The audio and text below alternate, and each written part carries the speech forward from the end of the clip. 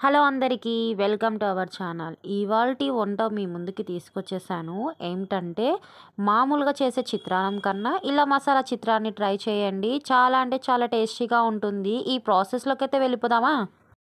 మన మసాలా చిత్రాన్నంకి కావాల్సిన పదార్థాలు ఇవన్నీ: ఆనియన్స్, పచ్చిమిర్చి, చెనిక్కాయలు, అలానే కొబ్బరి, పచ్చి కొబ్బరి యూజ్ చేస్తున్నాను. అలానే కొత్తిమీర, కరివేపాకు.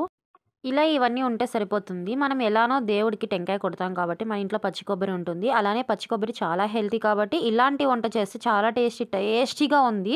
ఇప్పుడొచ్చేసి అలానే కొత్తిమీర కూడా వాష్ చేసి పెట్టేసుకున్నాను. ఇప్పుడు మిక్సీ జార్ తీసుకొని అందులో ముందుగా చూపించిన విధంగా 2 పచ్చిమిర్చి, అలానే పచ్చి కొబ్బరి కొద్దిగా, అలానే కరివేపాకు, కొత్తిమీర ఇవన్నీ మిక్సీ జార్లో వేసేసి లాస్ట్‌లో మిక్సీ పట్టే ముందర కొద్దిగా సాల్ట్ వేస్తే ఏదైనా టేస్ట్ అయితే చాలా బాగుంటుంది మసాలా. ఇవి మిక్సీ పట్టడానికి మనకు రెడీ అయిపోయింది. పేస్ట్ చేసుకుందాము.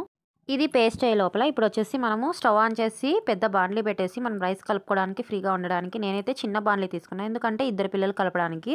పెద్ద బాండ్లీ అయితే ఇంకా చాలామంది కలపొచ్చు. అలానే ఇప్పుడు ఆయిల్ వేసేసి బాండ్లీలోకి ఇంకా మనము ముందుగా ఆవాలు, జీలకర్ర, ఉద్దిబ్యాలు లేదా శనగబ్యాలైనా వేసుకోవచ్చు. అలానే సన్నగా తరిగి పెట్టుకున్న ఆనియన్స్ కూడా వేసేసుకొని కొద్దిగా వేగిన తర్వాత అందులోకి కరివేపాకు, కొద్దిగా పసుపు వేసి వేపేసుకోవాలి.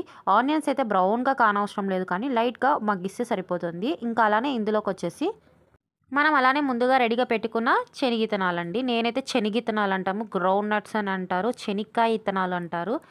ఇవి వేసేసుకొని మీరు ఏదనుకుంటే అది అవి కూడా వేసేసుకొని శనక్కాయలు అయితే వేపేసుకోవాలి. ఇంకా అలానే మనం మిక్సీ పట్టుకున్నాం కదా అప్పుడు పేస్ట్, ఇప్పుడైతే రెడీ అయిపోయింది. ఇది చూసారా, స్మూత్గా అయితే ఉండనవసరం లేదు. ఇలా బరకగా ఉంటే సరిపోతుంది. వాటర్ వేసి అయితే మిక్సీ కొట్టనవసరమే ఉండదు.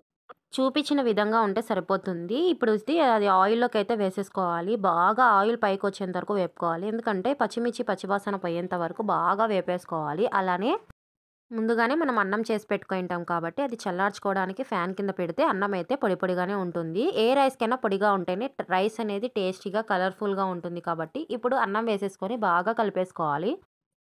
ఈ పేస్ట్ అంతా బాగా అన్నంలోకి మిక్స్ అయ్యేలాగా కలుపుకోవాలి. అప్పుడే టేస్ట్ అనేది చాలా అంటే చాలా బాగుంది. నాకైతే ఈ రైస్ అయితే అద్దిరిపోయింది. మీరు కూడా వెంటనే ట్రై చేయండి. నేనైతే పిల్లల లంచ్ బాక్స్ కోసం అయితే ట్రై చేశాను, కానీ ఇది ఇంకొకసారి చేయాలని నాకైతే అనిపిస్తుంది. ఇంకా అందులో అలానే కొద్దిగా సాల్ట్ తక్కువ ఉంటే నేను మరీ యాడ్ చేశాను. మీరు కూడా టేస్ట్ చేసి సాల్ట్ ఎంత కావాలో అంత వేసుకుంటే సరిపోతుంది. మరి బాగా మిక్స్ చేసేసుకోవాలి. అలానే ఇందులో లాస్ట్ టచ్అప్ వచ్చేసి నిమ్మకాయ అనేది ఒక 6, 7 డ్రాప్స్ అనేది వేస్తే సరిపోతుంది. అప్పుడైతే టేస్ట్ అంతా చేంజ్ అయిపోయి అద్దిరిపోయే టేస్ట్ అయితే వస్తుంది. ఇంకా నిమ్మకాయ జ్యూస్ వేసిన తర్వాత బాగా మిక్స్ చేసేస్తే మన టేస్టీ మసాలా చిత్రాన్నం అయితే రెడీ అయిపోయింది.